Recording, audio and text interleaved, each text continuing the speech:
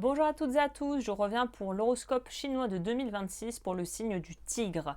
Donc si tu ne connais pas ton signe, évidemment j'ai proposé dans la barre de description en dessous de cette vidéo un site pour que tu puisses calculer ça et même connaître l'élément qui va régir ce signe. Et on va de ce pas commencer mon tirage en 6 cartes. J'ai fait une playlist, si tu tombes là-dessus mais que tu te rends compte que t'es pas tigre, en fait peut-être que t'es serpent, chèvre ou singe, il y aura la playlist intégrale avec tous les signes pour l'année 2026 en barre d'informations et également la playlist pour les horoscopes traditionnels pour 2026, ton année détaillée pour ton signe du zodiaque. Là, on va faire le tirage en 6 cartes que j'ai fait pour les autres, là, que j'ai fait pour tout le monde, parce que je trouve que c'est une formule qui fonctionne assez bien comme ça. Donc on va rester sur ça. Et on va commencer avec, du coup, le tarot ici. Et ensuite, je t'expliquerai un petit peu ce que je vois pour toi. N'hésite pas, comme toujours, si tu aimes ce que tu vois, à interagir avec la vidéo, booster, commenter, partager, t'abonner, aimer la vidéo. Et sur ce, j'ai trouvé en tout cas depuis que j'ai commencé que c'était extrêmement pertinent au niveau des cartes et des oracles utilisés ici et que j'avais eu des messages qui étaient plutôt clairs pour tout le monde. Donc on est parti pour les tigres, on va voir qu'est-ce qui se passe. La première carte nous parle de l'énergie dominante de l'année pour toi, mon cher tigre. On a la stagnation. Alors là, justement, on nous parle d'une année qui va nous permettre de sortir d'une phase où on s'est peut-être senti vraiment bloqué, figé dans une situation, dans un état d'esprit, peut-être des blocages de la vie, ou aussi une rupture qui peut se faire avec quelqu'un, où en fait c'est une rupture qui n'est pas subie, mais qui est plutôt finalement vécue comme étant nécessaire. Ça peut être un éloignement, ça peut être littéralement de dire je coupe avec une personne, je coupe avec un membre de la famille, je coupe avec certaines personnes au travail, je change de job, ça peut être des choses de cet ordre-là. Donc on est dans un sentiment finalement de résistance. Donc toi, le challenge de ton année va être de ne pas résister à des changements qui sont en fait nécessaires, même s'ils te sont très inconfortables, parce que peut-être que c'est mieux de se sentir, on va dire, temporairement inconfortable vis-à-vis d'une situation que de se sentir stagné pendant des mois. On va voir au niveau de la carte du tarot, et oui, 10 de bâton. On sent que on a besoin en fait de pouvoir un peu souffler et puis on a l'impression que rien n'est facilité. Ça peut être un ressenti, ça peut être quelque chose de vraiment subi si tu as l'impression que tu bloques, que les choses tournent en roue et que tu n'en peux plus. Donc dans tous les cas, il y a la notion ici cette année de en fait avoir l'impression que tout ce qu'on gagne, on le gagne un petit peu à la force du poignet. Mais le bon côté de ça, c'est qu'on savoure les victoires quand elles ont été un peu compliquées, quand elles ont été un peu, par exemple, difficiles à avoir. Donc, étonnamment, ici, ça me surprend pas trop que ça soit un petit peu en dents de scie et que ça soit quelque chose qui soit... en fait, ce que j'essaie de dire, c'est que le passage ici est un passage obligé duquel tu ne peux pas vraiment t'extirper parce que c'est comme ça, en fait. Il y a une notion de toute façon, la situation se pose à toi de la manière actuelle et il n'y a pas grand-chose à faire de plus si ce n'est d'accepter d'aller avec cette transition qui est lente, longue et qui demande aussi de faire, je pense, un tri dans l'entourage et de changer aussi peut-être une routine ou une façon de vivre. Il y a quand même un truc qui ressort de cet ordre, hein. Pour le mouvement du destin, qu'est-ce qui se met en mouvement? Parce qu'on voit ce qui bloque et ce qui est un petit peu stagné jusqu'à présent. Qu'est-ce qui se met en mouvement? Ah, super. Du travail de fond, hein, du gros travail de fond sur l'estime de soi, sur une forme de corruption intérieure, nous dit cette carte. C'est-à-dire que peut-être que ton état d'esprit était un petit peu finalement verrouillé, hein, comme un ordinateur qui aurait un virus dedans. Et là, on travaille là-dessus. Moi, je sens des assainissements aussi et des prises de conscience par rapport à la famille et à cette notion de il faut que je fasse le job pour moi, il faut que j'avance pour moi et en fait, il faut que je puisse recréer quelque chose de sain ailleurs que dans l'endroit où finalement a été perpétré le problème, a été généré l'angoisse. On ne peut pas guérir dans l'endroit où on est tombé malade. C'est un peu ça que j'essaie de dire.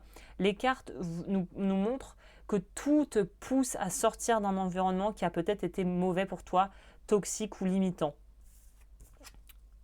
Et oui, évidemment. Évidemment, elle sort notre petite reine d'épée. Bah oui, évidemment.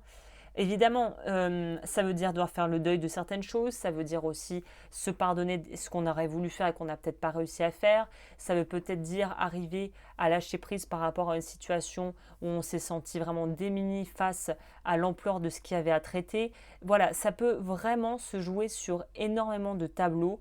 Ça peut avoir généré peut-être de l'angoisse, ça peut avoir généré un sentiment de frustration, de sentiment de ne pas avoir eu finalement beaucoup son mot à dire par rapport à ce qui se passe, peut-être de façon plus générale, d'en vouloir un peu à la vie.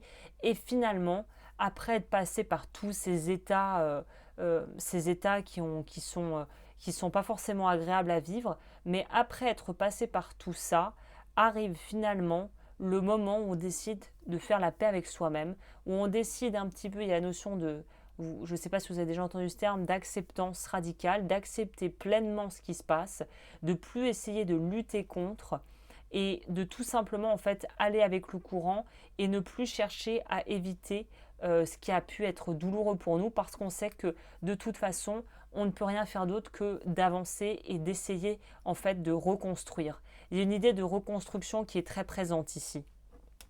Au niveau de ce qui va devoir être équilibré ou du déséquilibre, bah oui, on nous parle de l'opposition, on nous parle de...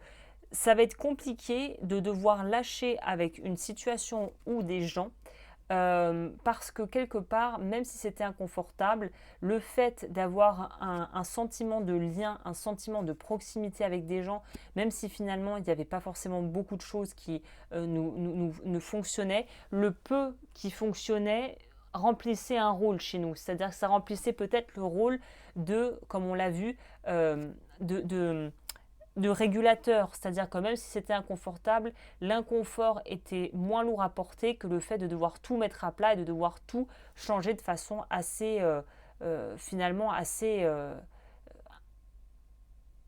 irrévocable, quoi. Donc là, on voit que c'est compliqué, on a encore de l'épée, c'est compliqué pour toi d'assumer aussi la posture de c'est moi qui décide de couper avec ce qui ne me convient plus, c'est moi qui décide d'assainir, mais c'est aussi moi qui est entièrement responsable de ce que je choisis pour moi et je ne vais peut-être plus pouvoir blâmer l'extérieur comme je le faisais et peut-être que blâmer l'extérieur permettait aussi de me soulager à un certain degré sur des situations ou des prises de position que je ne voulais pas prendre.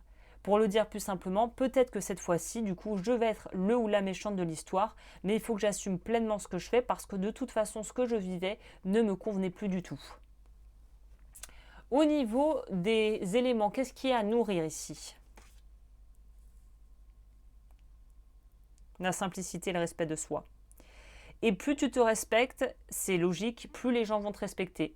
Ça peut paraître un peu bateau et cliché dit comme ça, mais ça je l'ai vu plus d'une fois.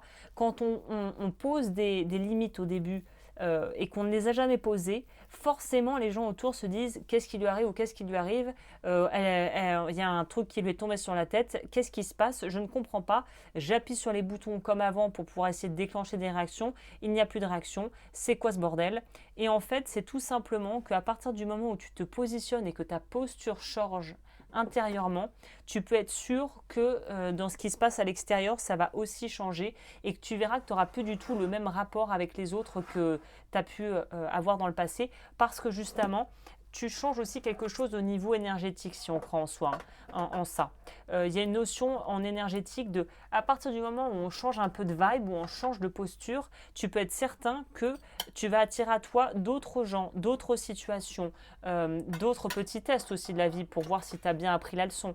Mais en tout cas, il y a un changement qui s'opère qui est quasiment mathématique et qui peut paraître très bizarre au départ forcément parce que c'est nouveau. Mais là on te dit plus tu te respectes, plus tu acceptes et tu assumes à 100% ce que tu vas faire cette année et les choix peut-être un petit peu radicaux que tu vas vouloir faire, tu vas voir le plus ça va te libérer. Et c'est un cercle vertueux à partir de là, le plus tu te libères, le plus tu vas vouloir aller mieux, le plus tu vas aller mieux, le plus tu vas te libérer. Et c'est un cercle vertueux qui peut ne pas s'arrêter quoi. 8 de bâton. Donc on a du bâton et des épées pour les tigres.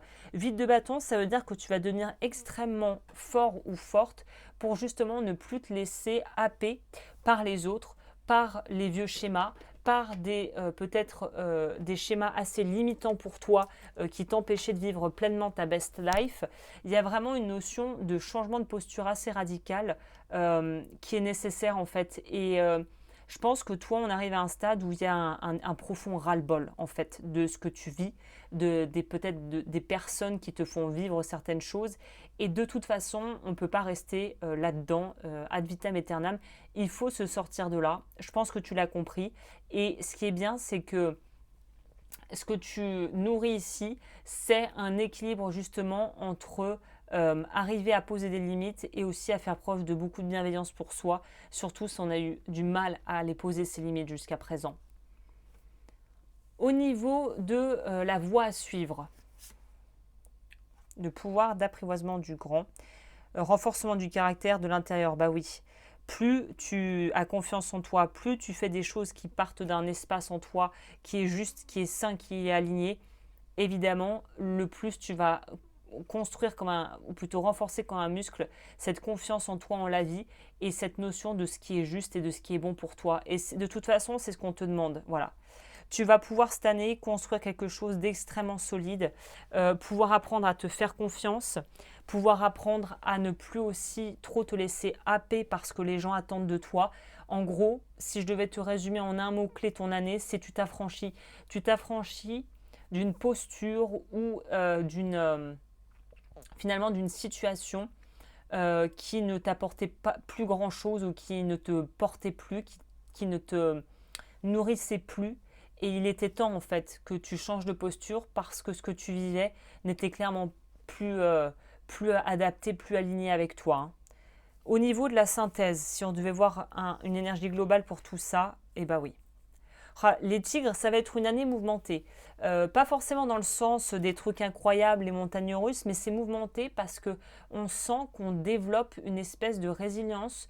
Que la colonne vertébrale de ta vie est vraiment en train de se solidifier, de se consolider, que l'axe il est clair, qu'on n'est pas là en fait pour se faire marcher sur les pieds, qu'on n'est pas là pour supporter les problèmes des autres, qu'on n'est plus là en fait pour encaisser par rapport à des sujets et des choses qui ne nous concernent plus, qui ne sont plus à nous à porter en fait si tu veux. Il y a une notion de ne plus être aussi un petit peu cette espèce, alors c'est pas très beau à dire, mais je vois pas d'autre façon de le dire, de sentir un peu, vous savez, la poubelle émotionnelle des gens qui vont un peu déblatérer leur vie, déblatérer leurs problèmes, et toi tu te retrouves pris là-dedans comme pris au piège, et tu dis attends mais moi je n'ai pas envie de ça, je n'ai pas signé pour ça, pourquoi est-ce que je suis encore obligée d'être là-dedans?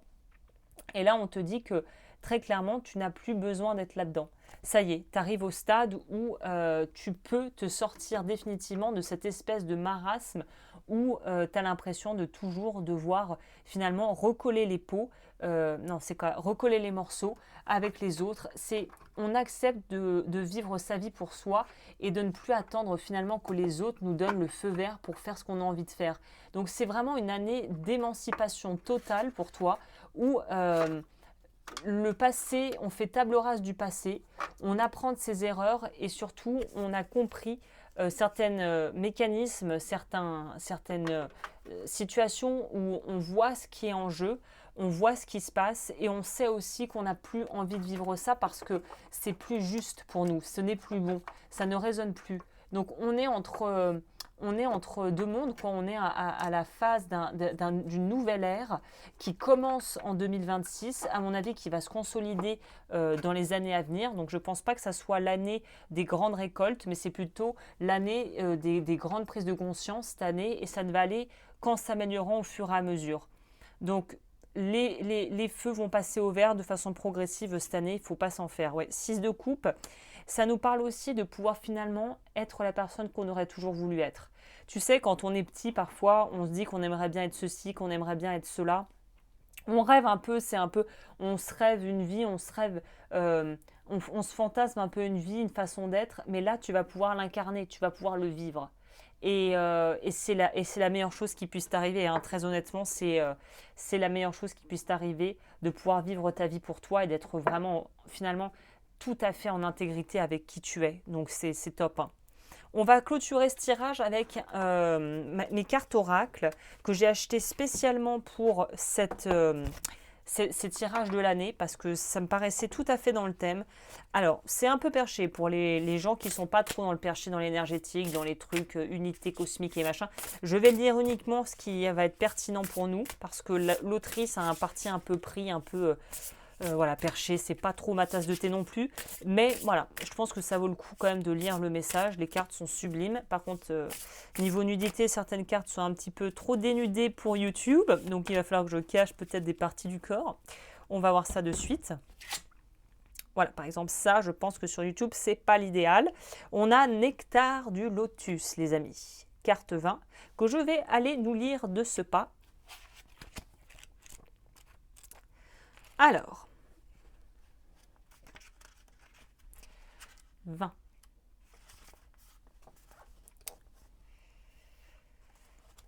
Ah bah c'est dans le thème, je vois déjà que ça va vous parler, je pense. Il existe une réserve infinie d'énergie, de joie, de paix, d'amour et de bonheur qui s'écoule du cœur de la mère divine Kuan Yin. Pourtant, nous ressentons souvent des limites au lieu d'une abondance sans fin. Ces limites sont un bienfait caché. Elles peuvent signifier que notre esprit et notre vie émotionnelle ont besoin d'aide pour passer de l'idée de manque à celle d'abondance. Quand nous y parvenons, nous nous détendons et puisons plus facilement dans ce qui comble nos besoins au lieu de percevoir la restriction. Une limite ou un blocage de notre flux d'énergie nous montre que notre système nerveux a besoin de temps pour s'adapter à la réception des fortes intensités du courant spirituel pour s'habituer à une existence plus joyeuse, aux vibrations plus élevées. La restriction de notre énergie indique que nous avons tellement concentré notre attention sur le don aux autres que nous oublions de faire partie du cœur divin que nous cherchons à incarner. Il faut retrouver l'équilibre en cessant nos activités pour retourner cette attention sur nous. Quand nous rencontrons une limite, quelle qu'elle soit, pour revenir à l'équilibre ou parce que nous accédons à un nouveau niveau de croissance et de réalisation spirituelle, il est sage de recevoir le nectar divin pour nous ressourcer. Alors, qu'est-ce qu'on dit? Le simple fait de prendre conscience de ce qui vous ferait du bien à tel ou tel moment ouvre votre cœur pour recevoir le nectar divin qui cherche à vous nourrir et à vous ressourcer.